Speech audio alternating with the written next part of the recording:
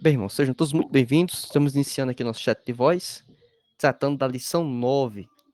Lembrando que esse conteúdo aqui está sendo gravado via aplicativo do Telegram. Então, as pessoas que acompanham o canal do Telegram têm acesso a todo esse conteúdo e, inclusive, com a participação ao vivo, tirando suas dúvidas, algum esclarecimento adicional. Vamos falar um pouquinho hoje sobre Paulo e sua dedicação aos vocacionados.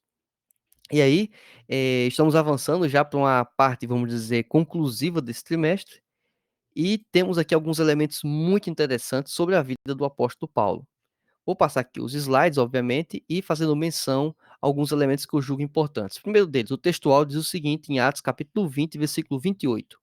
Olhai, pois, por vós e por todo o rebanho, sobre o que o Espírito Santo vos constituiu bispos, para apacentardes a igreja de Deus, que ele resgatou com seu próprio sangue.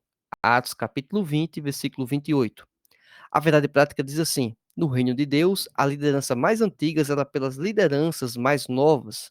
Os jovens vocacionados precisam de cuidado e zelo. Então, uma coisa que a gente também não pode desconsiderar da obra de Deus é o trabalho de transição da liderança mais antiga para a liderança mais nova. Tem que ter algo com muito zelo, muito cuidado, para que gerações não possam se perder em virtude desse processo.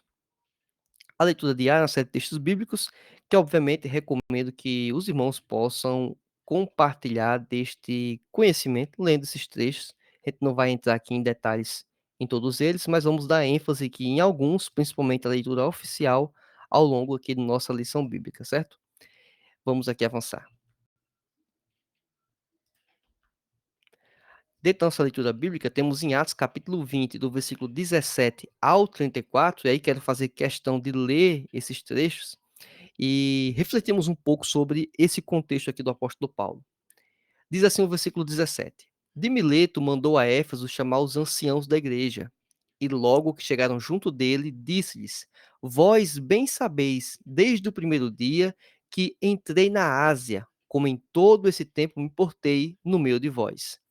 Versículo 19: Servindo ao Senhor com toda a humildade e com muitas lágrimas, e tentações que pelas ciladas dos judeus me sobrevieram.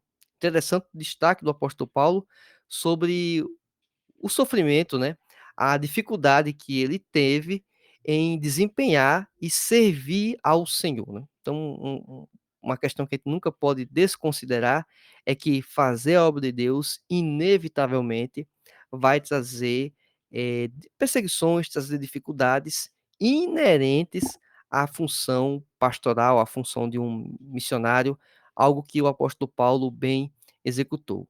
Aí diz o versículo 20: Como nada que útil seja, deixei de vos anunciar e ensinar publicamente e pelas casas, testificando tanto aos judeus como aos gregos a conversão a Deus e a fé em nosso Senhor Jesus Cristo. Interessante mencionar aqui que ele destaca que se aplicou tanto para os judeus, ou seja, o povo que estava imediatamente próximo ao contexto de Jesus, da vivência, né, que ele teve aqui na terra, mas também aos gregos, ou seja, se referindo também aos gentios. Então ele teve esse cuidado de testificar da obra de Deus na vida dele, tanto para os que estavam próximos, para aqueles que estavam distantes. Diz o versículo 22: E agora eis que, ligado eu pelo Espírito, vou para Jerusalém, não sabendo o que lá me há de acontecer. Versículo 23. Senão o que o Espírito Santo de cidade em cidade me revela, dizendo que me esperam prisões e tribulações. Versículo 24. Mas em nada tenho a minha vida por preciosa, contanto que cumpra com alegria a minha carreira e o ministério que recebi do Senhor Jesus, para dar testemunho do evangelho da graça de Deus. Interessante o desprendimento que o apóstolo Paulo tem de sua vida. Ou seja, ele não leva em conta talvez o cuidado ou um zelo maior que uma pessoa natural talvez teria com a sua própria vida, mas que ele estava colocando ela em jogo em prol de fazer e de servir ao Senhor, de seguir com a obra que Deus tinha preparado para toda a sua igreja. Então, isso nós também não podemos desconsiderar de forma alguma. Diz aqui o versículo 25: E agora, na verdade, sei que todos vós, por quem passei pregando o reino de Deus, não vereis mais o meu rosto. Portanto, no dia de hoje, vos protesto que estou limpo do sangue de todos. Isso aí ele está querendo dizer o seguinte, interessante, né?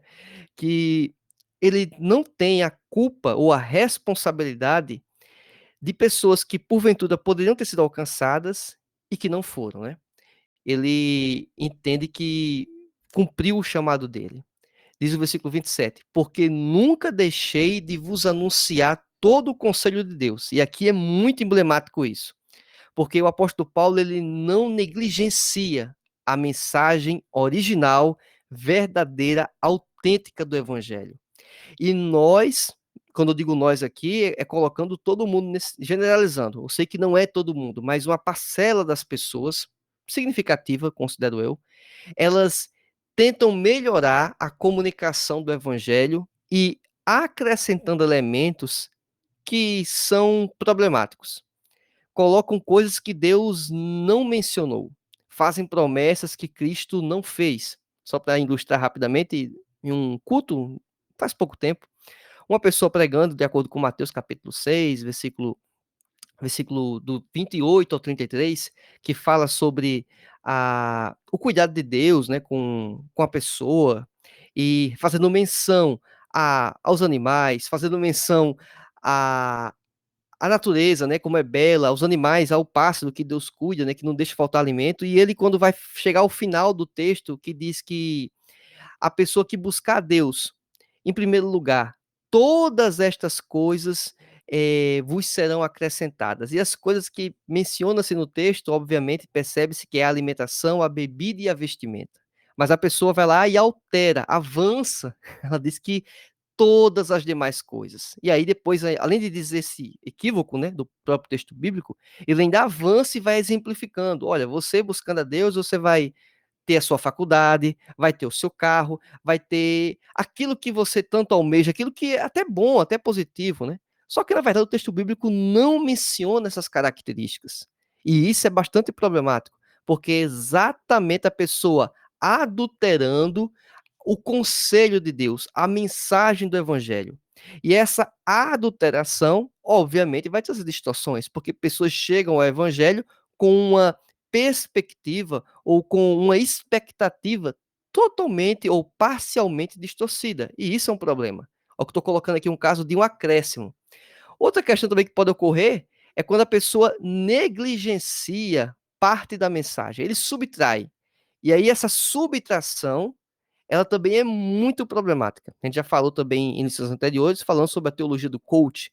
E a teologia do coach, vamos pensar assim, ela comunica uma parte importante do evangelho, lógico, que é o amor de Deus, o cuidado de Deus, que as coisas podem melhorar e eventualmente melhoram de fato, mas deixam de mencionar a, a dificuldade que o evangelho também pode nos trazer. As aflições que, independente da pessoa ser crente ou não, as pessoas vão passar. Então, isso também é uma questão que não podemos desconsiderar de forma alguma.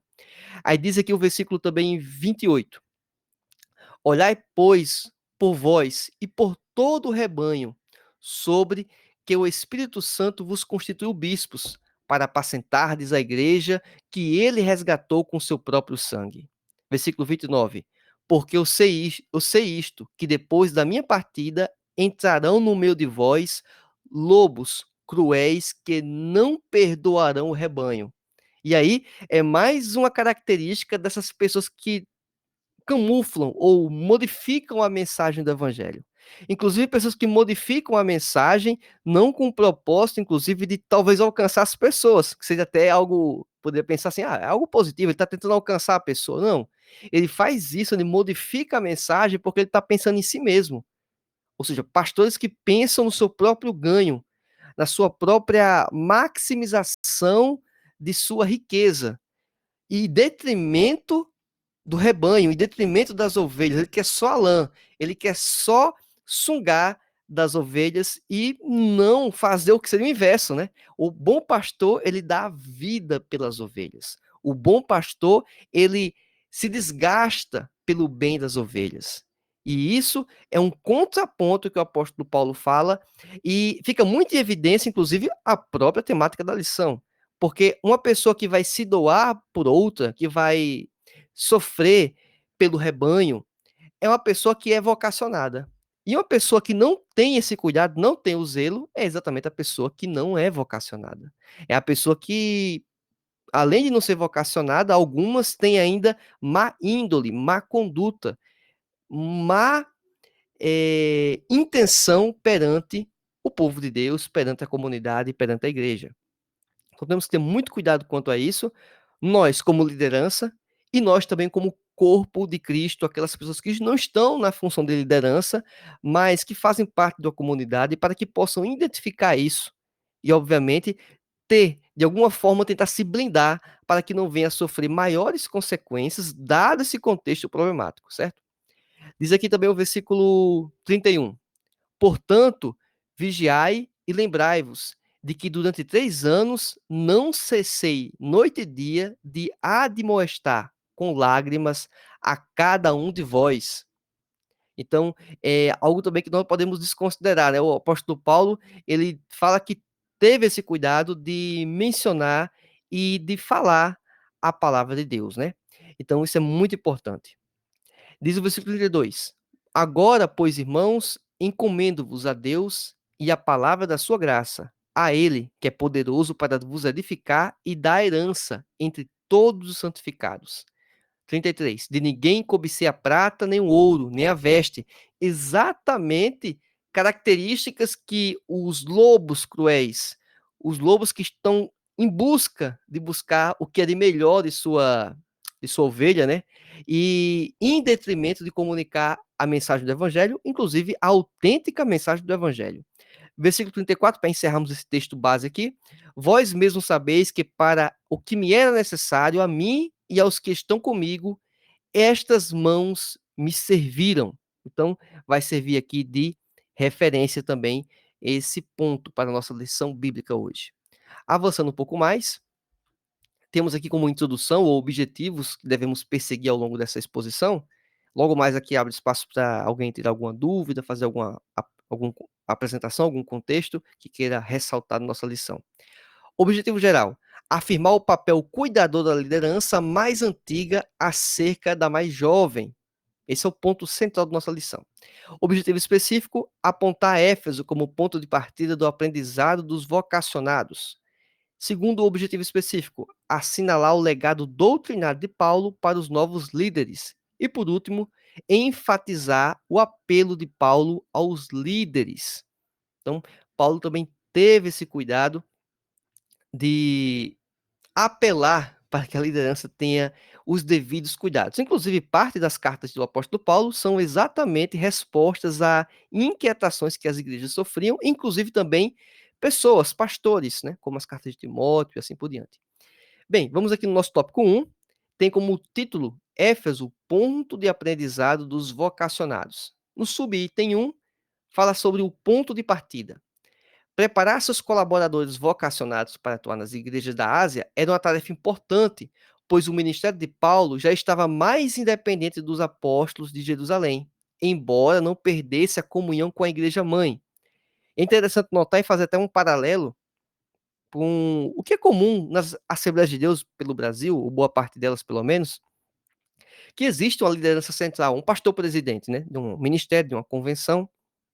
Esse pastor presidente, ele tem um corpo de pastores auxiliares, logicamente, e também em alguns estados, como o Rio Grande do Norte, o estado que faço parte, é muito comum pastores que estão contribuindo na obra, mas em cidades do interior do estado, lógico, né? Esses pastores, eles devem obedecer o estatuto, né, a convenção, aquele negócio todo que já vocês devem saber já de prática como é. Contudo, algumas decisões daqueles pastores do interior, eles não precisam consultar o pastor presidente. Eles têm uma certa autonomia. Então, eles, ao serem comissionados para trabalharem num campo missionário, principalmente no interior do estado, em cidades com muita dificuldade de acesso, esse tipo de coisa, isso permite que eles estejam sob um contato com a igreja, digamos, mãe, né? A igreja que tem geralmente sediada na capital, né? E essas pessoas, esses pastores que estão em distância, né, em lugares longínquos, eles possuem autonomia, eles estão mais independentes. É muito parecido com a situação do apóstolo Paulo. Ele tinha, digamos assim, a bênção da igreja de Jerusalém. Ele tinha contato com os apóstolos, mas Paulo já estava expandindo o reino, principalmente entre os gentios. E ele não tinha como ficar prestando conta cada passo que ele dava. Primeiro que não fazia nem sentido, lógico, né? Quando o apóstolo Paulo foi instigado a passar a Macedônia, é mais um exemplo disso, né? O Espírito Santo o impulsionou e ele obedeceu ao Espírito Santo. Então o apóstolo Paulo ele preparou lideranças aonde ele esteve, até porque ele sabia que a vida dele era finita, e como ele mesmo se colocava que não tinha a vida dele como valiosa a ponto de se preservar em detrimento da comunicação da mensagem do evangelho, ele sabia que um momento ou outro ele poderia perder a sua vida pelo amor ao evangelho. Mas se ele perdesse a vida, morresse, mas deixasse um corpo de pessoas, um corpo de obreiros preparados, capacitados para a continuidade da obra, o apóstolo Paulo não foi apenas uma pessoa que evangelizou, trouxe pessoas para Cristo, mas que preparou também um ambiente sucessório, inclusive em várias cidades ao mesmo tempo. Ou seja, morria uma pessoa, acabava o ministério do apóstolo Paulo, um ministério precioso, enorme, mas surgiam, ou pelo menos continuavam, vários ministérios de outras pessoas que também se doaram pelo reino de Deus. Então, Paulo, ele teve essa dimensão de liderança. Então, perceba que até para aprender um pouco de liderança, o evangelho, o apóstolo Paulo, ele nos ajuda bastante também nesse sentido, né? Aí o subtópico 2 desse tópico 1 fala sobre Paulo e o despertamento de novas vocações. Diz o texto da lição bíblica: para levar as boas novas aos centros culturais do mundo, ele não podia atuar sozinho. Sim, outro aspecto muito interessante do apóstolo Paulo era esse. Ele tinha visão e preparava as pessoas em lugares estratégicos, né? Ele não gastava energia em lugares que tinham pouquíssimas pessoas ou que não fosse um grande centro. Alguém pode dizer assim, mas não ele deveria evangelizar ou pregar nesse sentido? Também, lógico. Mas o objetivo dele era nas cidades principais, porque permitia um maior alcance. Inclusive, as cidades centrais recebem visitas, né? As pessoas de cidades menores, dos centros que não são os centros econômicos e culturais, elas tendem a ir nesse lugar, até no dia de hoje é assim, e nas capitais, por exemplo, em grandes cidades, né? Em algumas cidades interiores são grandes, né? Por exemplo, São Paulo, Campinas, né? Uma cidade enorme. Então, vão nesses centros para poder usufruir de algum benefício, de algum produto, de algum serviço a ser ofertado ali. Então, era muito comum. Então, se ele conseguisse empregar o reino naquele lugar, impregnar a mensagem do evangelho, naquele grande centro econômico-cultural, certamente ou provavelmente a mensagem se espalharia para cidades menores, para lugares talvez não muito visados do ponto de vista cultural, populacional, econômico e por aí vai. Certo? Então ele fez isso. Aí diz o seguinte aí no texto bíblico não, o texto da lição. Por isso o apóstolo Paulo arregimentou e investiu em pessoas que auxiliassem a levar o evangelho. E aqui a lição bíblica também menciona o nome de algumas pessoas, como Timóteo, Sópater, Trófimo, Tíquico, Tito, Aristarco, Filemon, Gaio e tantos outros, né? E aqui, quem está acompanhando em vídeo, está vendo aqui as menções ao texto bíblico em Atos, em Efésios, Timóteo, Tito, Colossenses e por aí vai, certo? De cada uma dessas pessoas que contribuíram para a propagação da mensagem do Evangelho. No subitem 3 do tópico 1, fala sobre Paulo, um mestre inspirado. O apóstolo Paulo aproveitou a boa vontade de seus filhos na fé para o aprendizado no evangelho. Nesse sentido, ele tornou-se um mestre inspirado para os que ouviam. E aí também temos referência em 2 Coríntios, capítulo 2, versículo 12, 13 e 17, 1 Coríntios, capítulo 4, versículo 17, e também 1 Coríntios capítulo 7, versículo 40, bem como também em Gálatas capítulo 1, versículo 8 e 9. Eu quero só destacar aqui um trecho desses versículos para os irmãos, que se encontra exatamente em 1 Coríntios capítulo 4, versículo 17. Por esta causa vos mandei, Timóteo, que é meu filho amado e fiel no Senhor, o qual vos lembrará os meus caminhos em Cristo, como por toda parte ensino em cada igreja. Ou seja, o apóstolo Paulo, ele fazendo menção ao filho na fé, Timóteo, e colocando-se também, como eu poderia dizer assim, como uma pessoa que preparou ele e enviou ele para a obra, né? Para o campo missionário, para continuar aquilo que o apóstolo Paulo fez, né? E, inclusive, menciona, né, que vos lembrará dos caminhos, né? Dos caminhos em Cristo. Então, assim, o apóstolo Paulo ele não apenas pregava do ponto de vista teológico, ensinava teologia, mas ele também preparava do ponto de vista de como enfrentar a vida, né? Como enfrentar os desafios. Então, tudo isso o apóstolo Paulo, ele pensou e preparou pessoas para o reino. Obviamente, pessoas vocacionadas. Obviamente, pessoas vocacionadas para a obra de Deus. Então, aqui encerramos o tópico 1 da lição bíblica. E antes de iniciar o tópico 2, pergunto se alguém que está nos acompanhando aqui ao vivo no Telegram, se tem alguma questão, alguma pergunta, alguma colocação. Se tiver, tem um botão central no seu aplicativo. Você pode clicar. Ao clicar nesse botão, vai ser informado para mim aqui que você tem interesse de participar conosco. Se tiver, pode manifestar seu interesse. Por enquanto não, tudo bem. Vamos aqui para o tópico 2.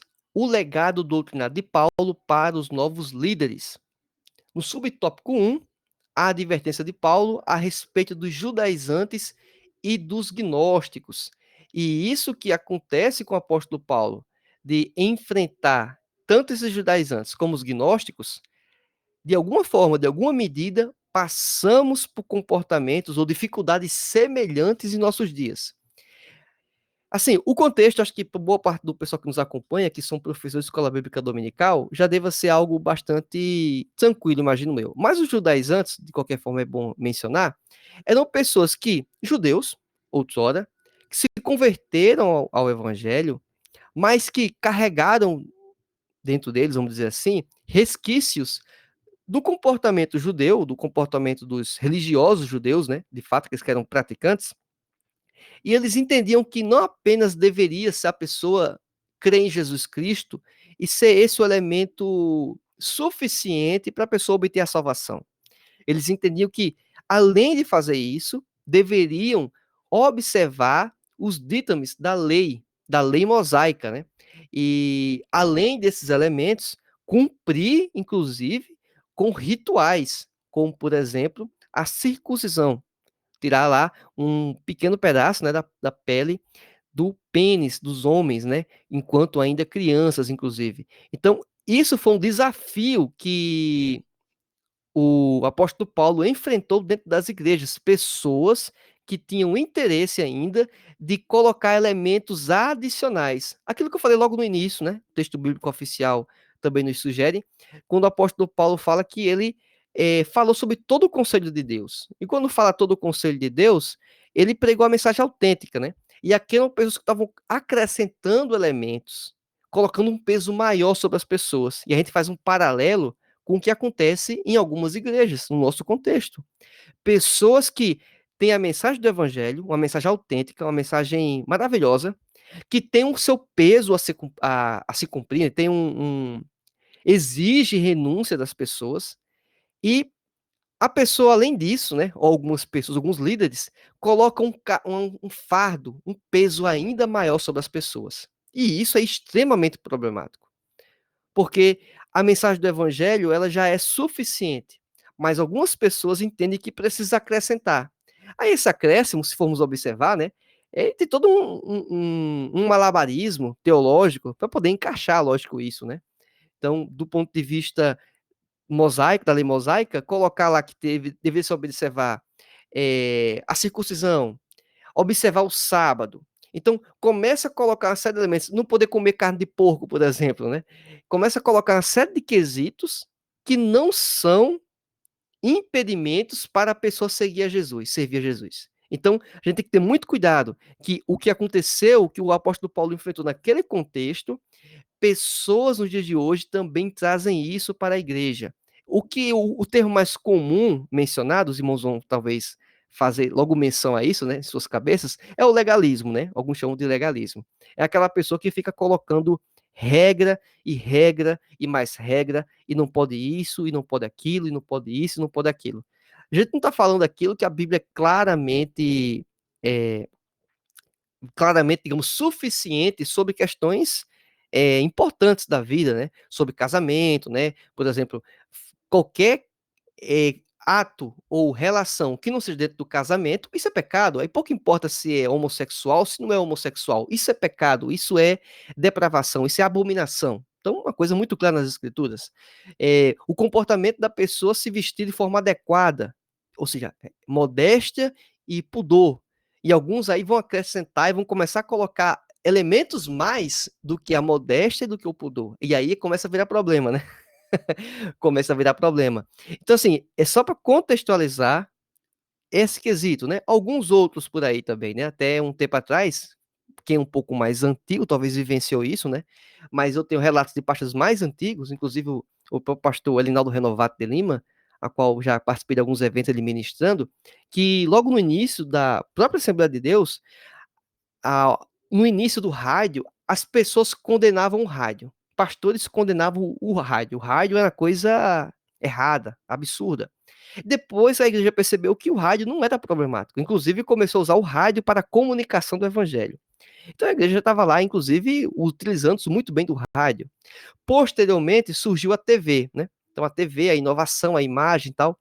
E também sofreu resistência à TV por parte dos pastores, porque dizia que a TV trazia conteúdos errados, equivocados, e que era uma coisa do demônio. E depois a própria igreja percebeu também que a igreja não era algo problemático. A igreja poderia se utilizar da TV, inclusive, para a ministração.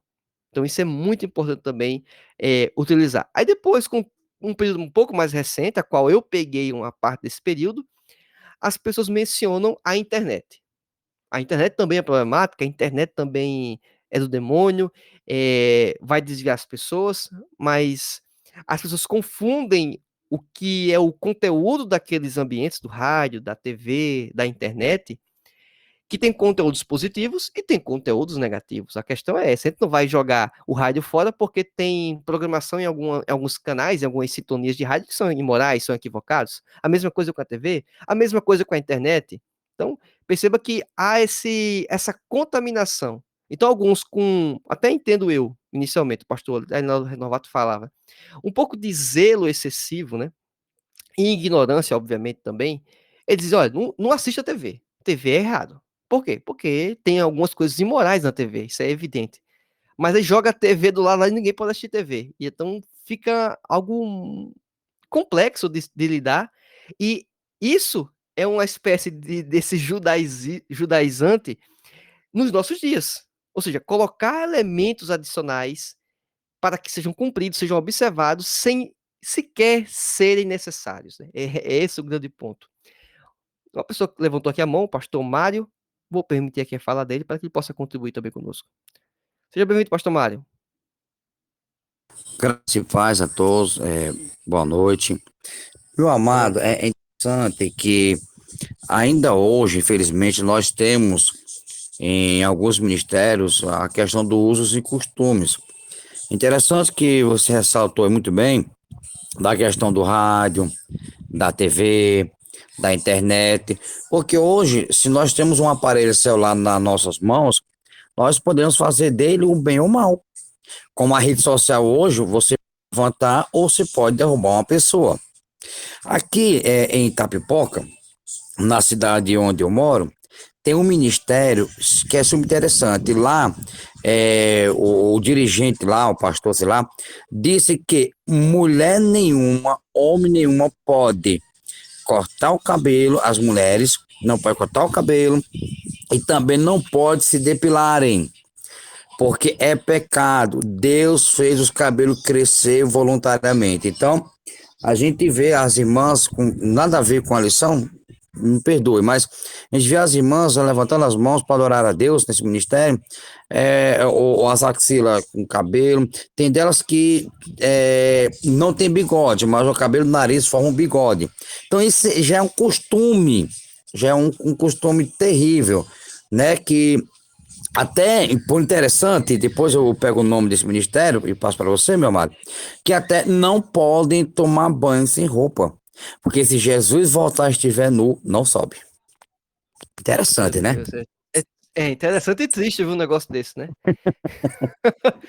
Impressionante, né? Mas assim, Obrigado pela tem tudo a participação. ver com.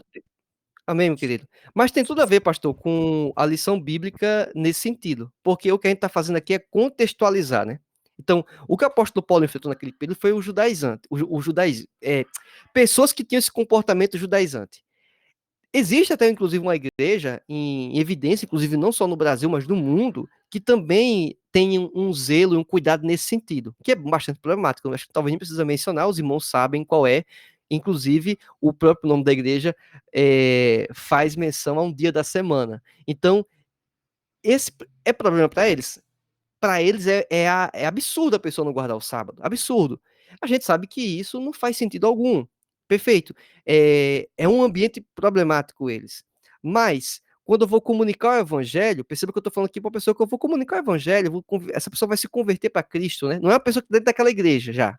É uma pessoa que vai ter contato. Eu chego para essa pessoa e começa a colocar uma série de regras, que é o que a igreja estava enfrentando aqui. A pessoa chegava para a igreja e começa a dizer: olha, tem que fazer isso, tem que ser aquilo, tem que fazer circuncisão, e começa a colocar série de elementos que não faz sentido algum, como o irmão colocou aqui alguns. Assim, não precisa, talvez, dependendo da situação, até expor o nome do ministério, mas não precisa inicialmente, porque a reflexão é o que fica. E de alguma forma, vez por outra, a gente observa isso de algumas lideranças, de algumas igrejas, que exageram, né, nesses quesitos, né? Inclusive, já vi relatos, inclusive, dizer que cinema também é coisa que crente não pode ir para o cinema. Aí, mais uma vez, aquela lógica. Tem muita coisa inapropriada no cinema? Tem. No cinema em si não tem problema nenhum, é só uma sala com a tela grande. Mas alguns conteúdos lá são problemáticos? São. Mas tem conteúdo positivo? Tem. Inclusive alguns filmes, inclusive o filme Paulo, o Apóstolo de Cristo, o qual eu mencionei logo no início desse trimestre para os irmãos acompanharem, assistirem, caso não tiver a oportunidade, um filme no padrão hollywoodiano, eu assisti no cinema. O filme estreou, filme evangélico, sempre que for possível, eu faço esforço extremo de ir lá para, inclusive, incentivar financeiramente aquele tipo de projeto, porque só vai se tiver algum retorno financeiro que vai continuar tendo aquele tipo de filme. Dificilmente acontece sem algum retorno financeiro mínimo. Então, inclusive, em tentar encher a sala de cinema para poder mais filmes como esse aparecerem. Então, foi muito bom e foi no cinema. Então, o conteúdo, o cinema não é o problema. O negócio é o conteúdo que a gente tem que refletir. Parece ser até uma discussão besta isso, né? Para talvez a maioria que está nos acompanhando aqui. Mas só que isso é um problema dado já, em várias circunstâncias, em várias circunstâncias. Então, só para os irmãos terem uma noção, né? A gente não está falando aqui isso aqui para encher linguiça, é porque é um problema evidente, infelizmente. Então, que a gente possa também fazer essa reflexão e tentar contextualizar ou tentar suportar dentro do possível ou tentar fazer uma transição, né? Tentar fazer uma transição equilibrada, lógico, né? Não podemos ir para outros extremos aí, depois entrar no tal do liberar geral, né? Que também é outro problema. Mas vamos lá. Aí também, no subtópico 1 desse tópico 2, fala sobre os gnósticos. E os gnósticos, basicamente, tem todo um texto aqui, quem está acompanhando em vídeo, e no YouTube vai acompanhar, quem vai ouvir podcast não vai ter isso, mas, de qualquer maneira, para você entender aqui, basicamente, o que está exposto, é um, uma divisão que eles faziam muito fortemente entre o espírito e o corpo físico. E o que eles diziam basicamente é o seguinte: olha, o espírito é bom, o espírito é show, é tranquilo, ele não tem problema, ele é legal. Agora, o corpo, o material, o físico, ele é pecaminoso, ele é mau, ele é totalmente desprovido de algo positivo. Então, inclusive, quem está acompanhando aqui na lição bíblica, né, fala que é imprestável, né? Ou seja, a matéria é algo imprestável. Então, essa desassociação, essa separação completa, é uma separação completa. Então, é, minimizava o quê? Ou deixava sem importância o próprio sacrifício de Cristo. O efeito final dessa afirmação era essa, é que pouco importava o que Cristo fez, porque na verdade o espírito já está ok, e o corpo é que é mal. Então, se a pessoa o corpo vai desaparecer, vai acabar, mas o espírito vai continuar, então o espírito já tá correto, o espírito não precisa mais de ajuda, vamos dizer assim. O corpo é que precisa, mas esse corpo que precisa, nem o sacrifício de Cristo foi suficiente, porque o corpo é imprestável, o corpo é mau. Então, e outro fator também interessante, né? É, abre até a brecha para a pessoa, depois, quando comete alguma coisa equivocada, sempre colocar a culpa no corpo, né? A carne, né? A carne é fraca, né? Tem até uma frase de um pregador relativamente conhecido que alguns irmãos deles dizem que, pastor, eu pequei porque a carne é fraca, né? E tal, e a carne é fraca. Irmão, desde quando pecado é vitamina, né? Você tá com a carne fraca e vai pecar? É vitamina isso? Então, é uma coisa que também tem que ter muito cuidado para que a gente não possa adulterar a verdadeira e autêntica mensagem do evangelho. O irmão Mateus também está pedindo aqui para falar conosco, então vou liberar aqui a fala do mesmo. A paz do seu irmão Mateus. Fica à vontade, meu querido.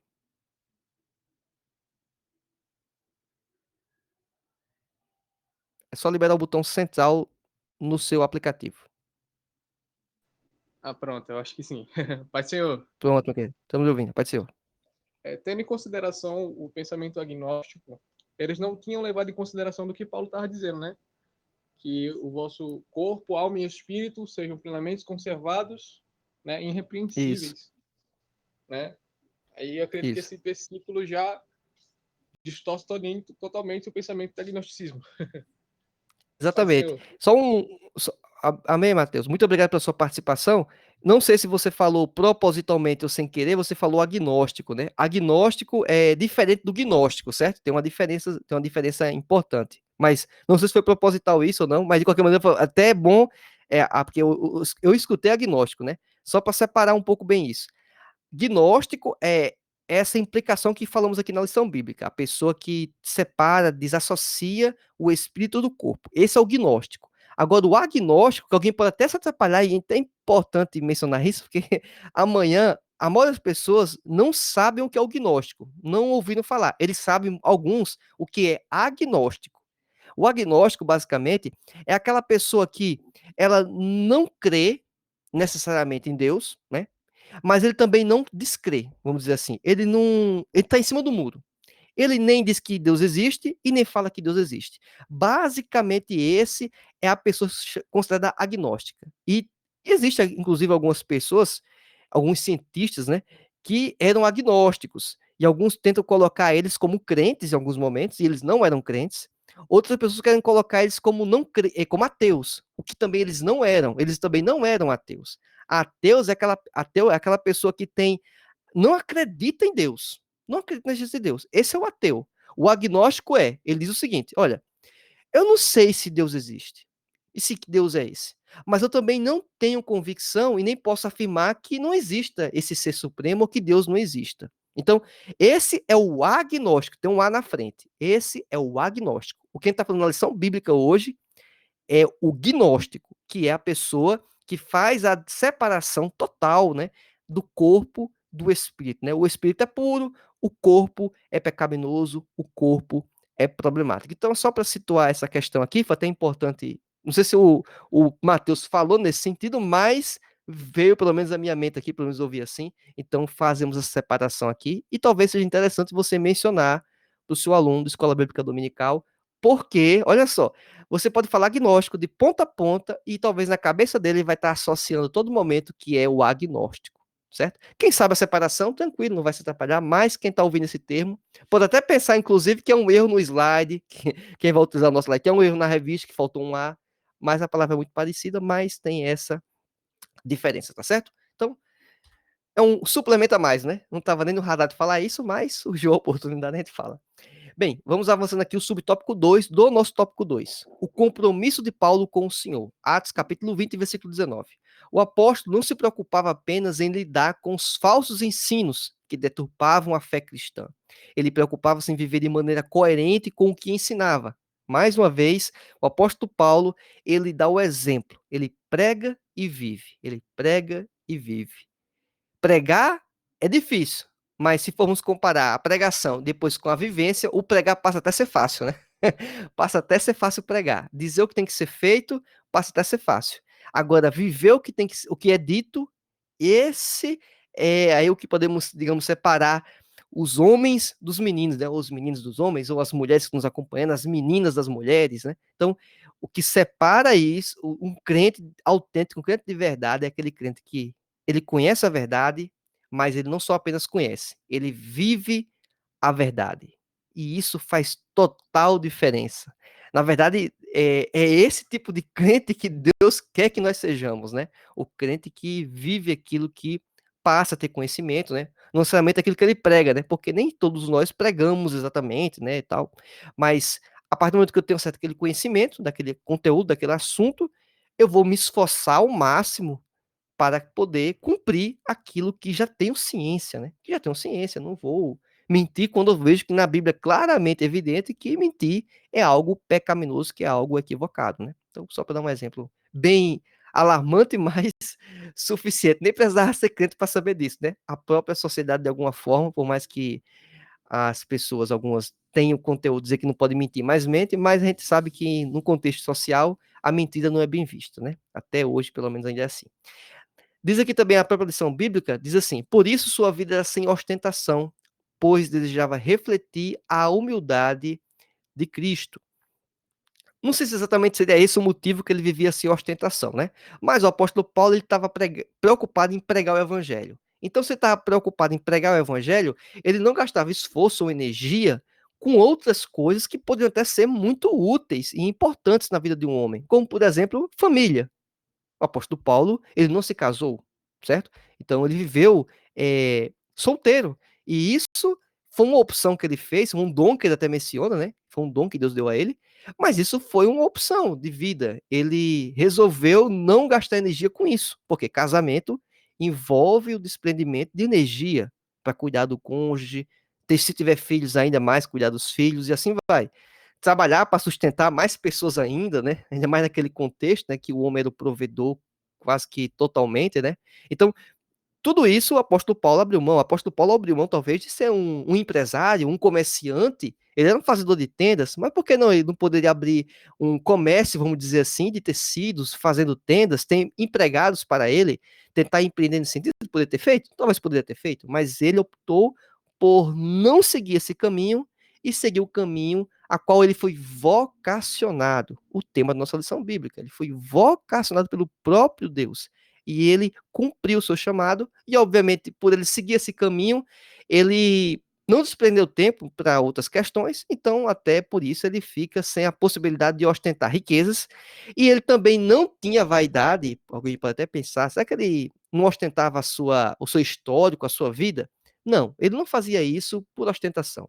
Ele fazia isso quando ele julgava que era importante ele ter a penetração naquele ambiente em que estava se inserindo.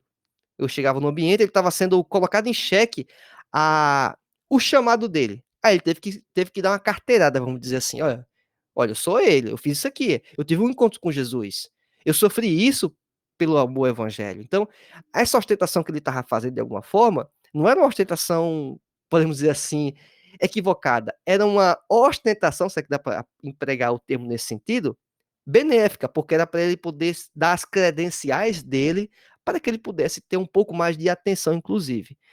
Era obrigatório isso? Talvez não, mas pela forma que ele expressa, parece que foi, né? Parece que foi. Às vezes não precisa só ficar dando carteirada, dizer o que a pessoa é, o que fez, né? Mas, em alguns momentos, parece que é fundamental isso para que a pessoa possa obter, pelo menos, o espaço de fala, né? Impressionante isso, mas acontece. No tópico 3, já estamos caminhando para o nosso final. Se alguém tiver alguma dúvida, alguma pergunta, pode levantar a mão aqui, como alguns colegas já participaram, e fazer sua contribuição, sua participação, tá certo?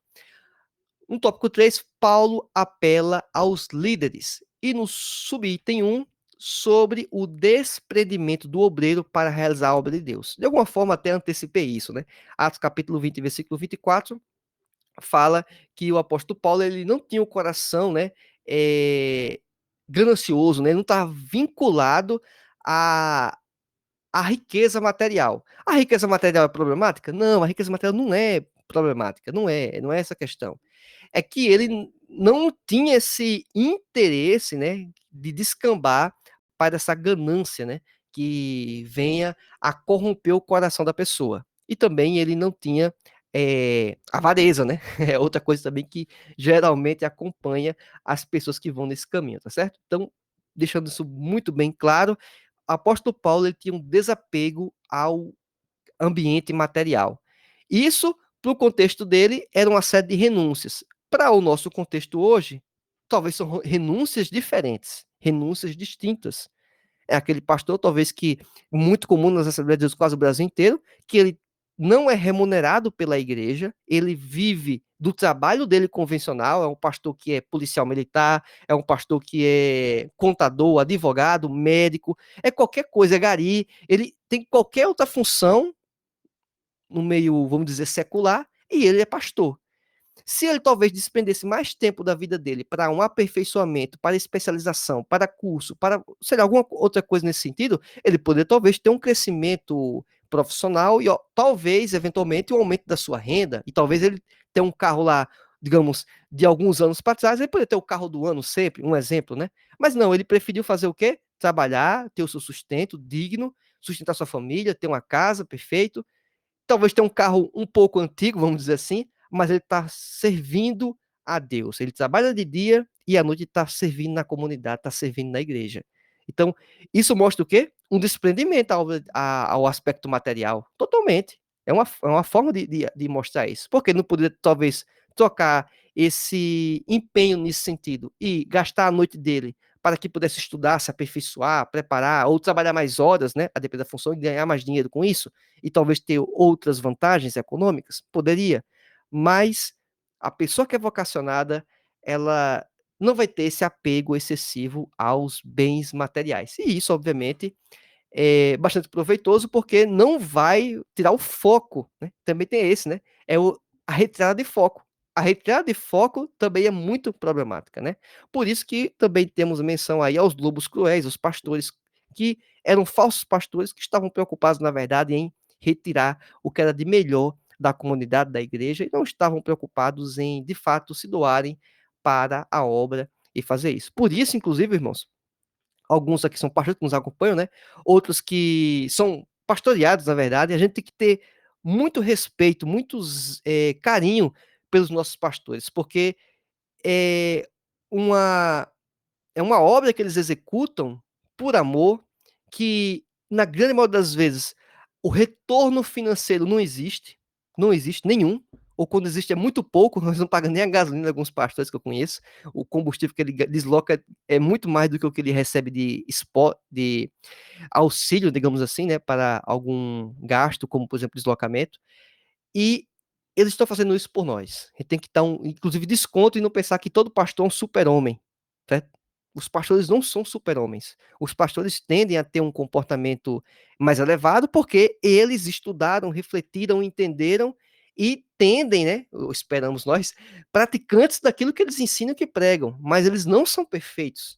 Né? Quantos de nós, professores de escola dominical, não passamos por isso, inclusive? Vamos ministrar uma lição bíblica que tem um currículo da escola dominical e chega, você tem que dar aquela lição, você é o professor, e chega aquela lição que diz, rapaz, eu preciso melhorar nesse ponto aqui, mas eu tenho que ensinar isso para o meu aluno, eu vou deixar de ensinar a lição bíblica, que é no Brasil inteiro, aquele tema, eu vou deixar de falar porque eu não estou seguindo? Não, eu vou ter que pregar aquele conteúdo.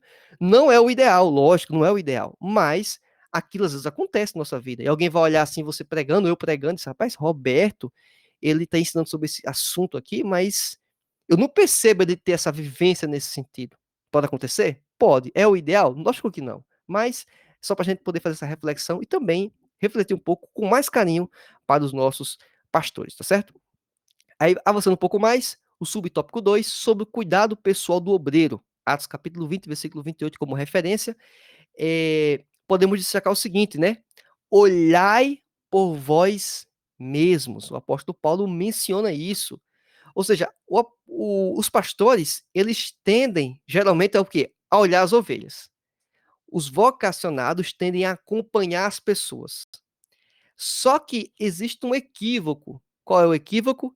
É de ele olhar para si mesmo. E isso pode ser por N fatores, mas eu vou, pelo menos, deixar aqui de forma muito clara dois.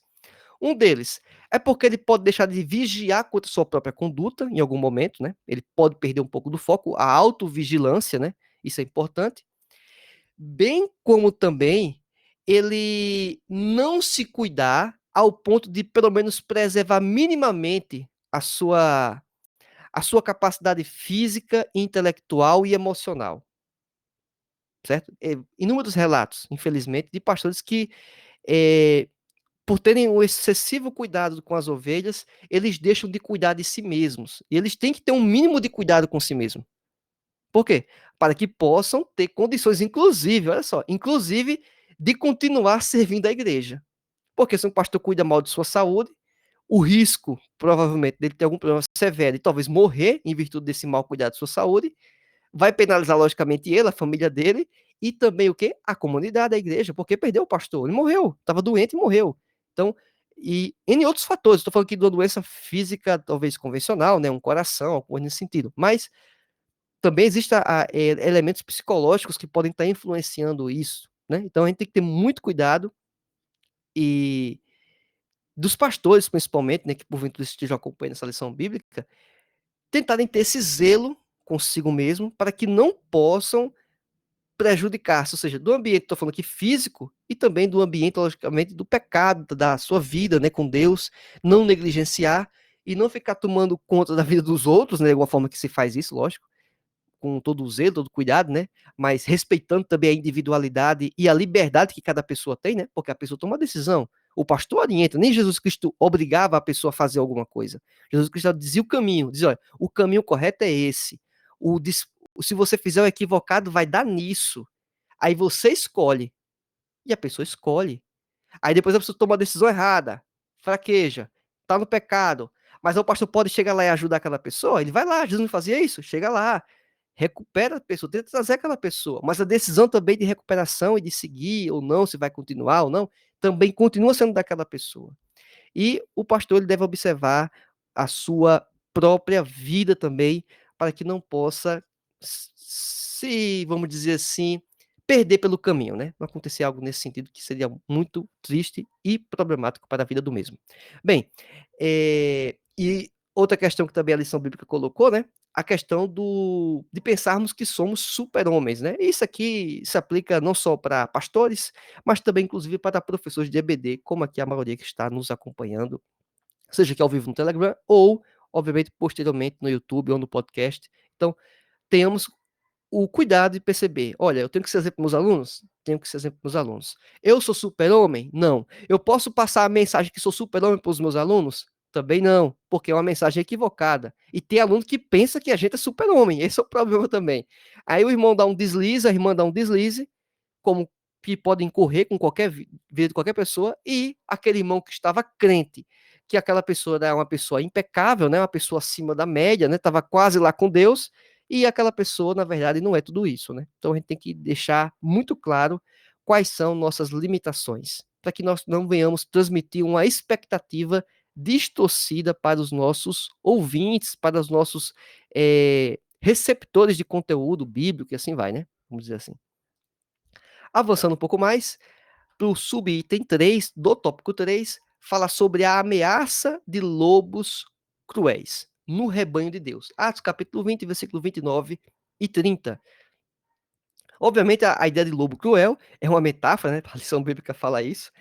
Da mesma forma que nós, como ovelhas, na verdade não somos ovelhas, é uma metáfora, mas sintetiza muito bem o que o lobo gosta de fazer, né? Ele gosta de abocanhar a vítima, e principalmente vítimas indefesas, os mais fracos, lógico, né? Esse é o reino animal funciona dessa forma. E as pessoas mais fáceis de serem capturadas, serem dilaceradas, devoradas no ambiente animal, é aquelas que são pouco eficientes do aspecto de força física, não tão rápidas, não tão ágeis, não tão inteligentes, né? Se dá para dizer isso dentro do reino animal. E as ovelhas se encaixam quase em tudo isso, né?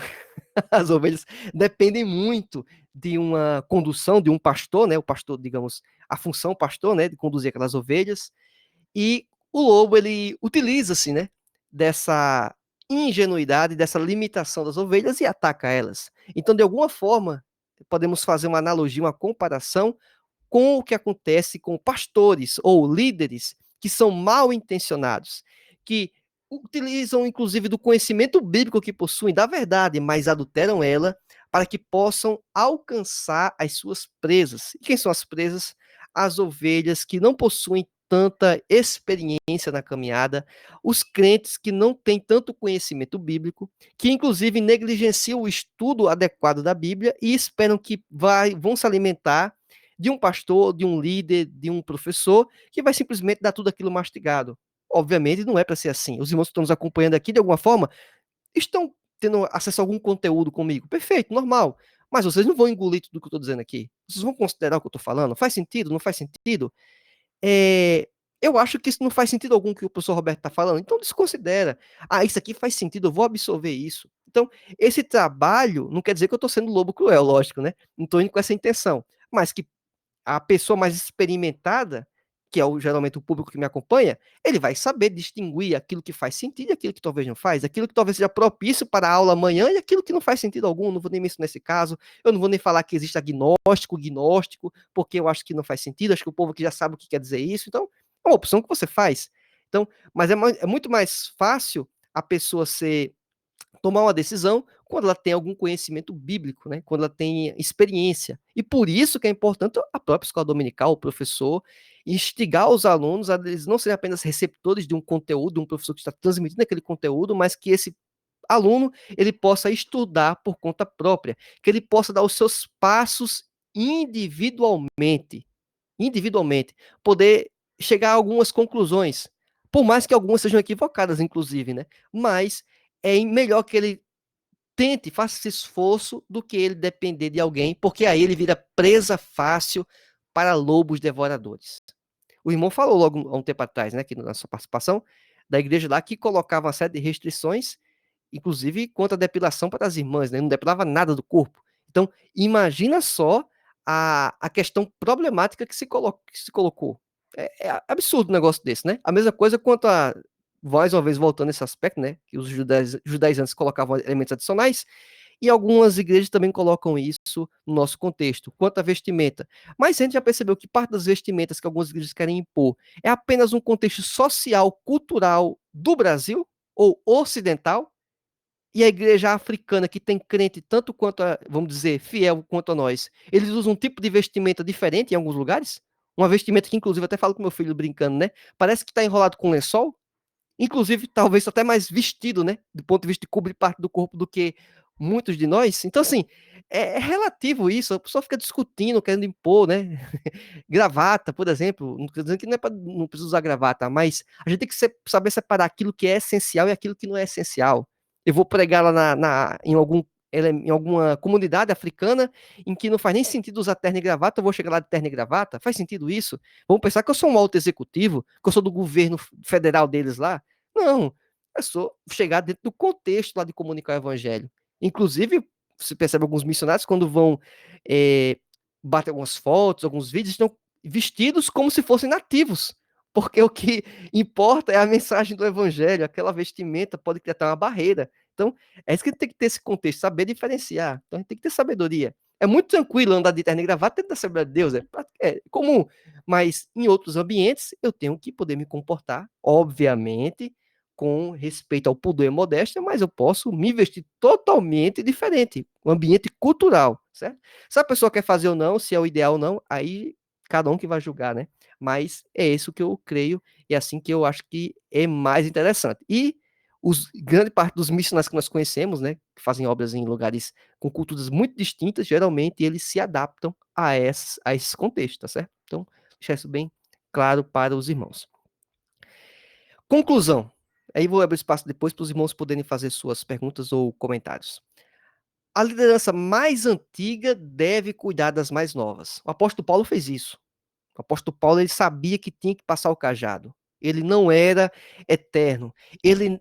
Deus, ele poderia pensar assim, não, eu vou fazer minha obra aqui e depois Deus vai levantar outra pessoa. Do jeito que Deus me chamou, ele pode levantar outra pessoa. Será? Será que Deus não estava contando que Paulo seria um instrumento que começaria a trabalhar na vida de outras pessoas, também dessa forma, de transmissão de conhecimento, dos mais antigos para os mais novos, de tutoria, de pegar pela mão, como conversei com o pastor Kleber Maia, logo no início desse trimestre, com o comentário da lição, uma visão geral que fizemos da lição bíblica, ele também comentou sobre isso um pouco. Então, tudo isso nós devemos considerar seriamente. Segundo tópico também quero ressaltar aqui, que fala na lição bíblica, a advertência de Paulo a respeito dos judaizantes e dos gnósticos, sem o A, certo? Revela compromisso com o Senhor, maior legado do apóstolo às novas gerações. O que eu peço para os irmãos refletirem quando for expor a lição bíblica é tentar fazer uma contextualização, porque a nossa dificuldade hoje não são com crentes judaizantes, apesar que em alguns lugares até tem esse contexto também, né? Usa aquele berrante lá, começa a se vestir como um judeu, colocando esqueci o termo agora que coloca na cabeça, aí começa a se vestir também com aqueles panos, aí vão caminhando por um caminho diferente aí também tem essas pessoas, mas isso não é tão alarmante assim. Mas existem outras questões problemáticas que tentam adicionar elementos novos ao evangelho. Tem que seguir Jesus e tem que fazer mais isso. Aí, esse mais isso é o problema. A gente tem que dissipar, acabar com isso. É só Jesus, é a fé em Jesus. Foi o que Martinho Lutero chegou à conclusão, né? Lendo lá, olha, é pela fé. É pela fé. A fé em Jesus. Não é pagando um pedacinho de terra no céu, né? Alugar um espaço no céu. Não existe isso. Pagar para poder abater os pecados, apagar os pecados, não existe isso. E bem como também os gnósticos, né? Essa separação que o espírito é bom e o corpo é mau, também é algo muito equivocado. E algumas pessoas também aplicam isso, não com exatamente essa linguagem, mas eles contextualizam muito, né? No fim das contas, é quase que um universalismo. É dizer o seguinte: ó, no fim das contas, Deus é tão bom que ele vai levar todo mundo para o céu. Ele não vai deixar ninguém ir para o inferno. Ele é tão bom que ele vai salvar todo mundo. Não. A mensagem deixa muito claro que a salvação é única e exclusivamente pela fé em Cristo. Terceiro tópico aqui para a nossa conclusão, o apóstolo Paulo apela para que os obreiros tenham desprendimento material, cuidado espiritual e prudência para fazer a obra de Deus. Então, características importantes para aquela pessoa que é vocacionada para o ministério pastoral, o ministério missionário, até inclusive, se formos pensar de alguma forma, de certa medida, lógico, respeitando uma certa proporcionalidade, a professores de escola bíblica dominical, que também me incluo nesse termo, tá certo? Irmãos, alguém tem alguma pergunta, alguma colocação? Se for, fique à vontade. Caso não, vamos estar aqui dando alguns avisos, finalizando aqui a nossa aula. Essa aula foi ao vivo aqui no Telegram, teve participação de alguns irmãos, vai ficar disponível no canal do Telegram. Quem está acompanhando isso no YouTube, vai ficar o link na descrição deste vídeo, né? Tá um link na descrição, que você pode ter acesso a esse material, os slides e outros conteúdos mais. Também vai estar disponível nas plataformas de podcast, em todos e qualquer agregador de podcast que você tenha a familiaridade de utilizar, tá certo? Então é isso. Aguardo os irmãos em nossa próxima aula. Que Deus abençoe todos. Fiquem todos na paz do Senhor. Tchau, tchau e até mais.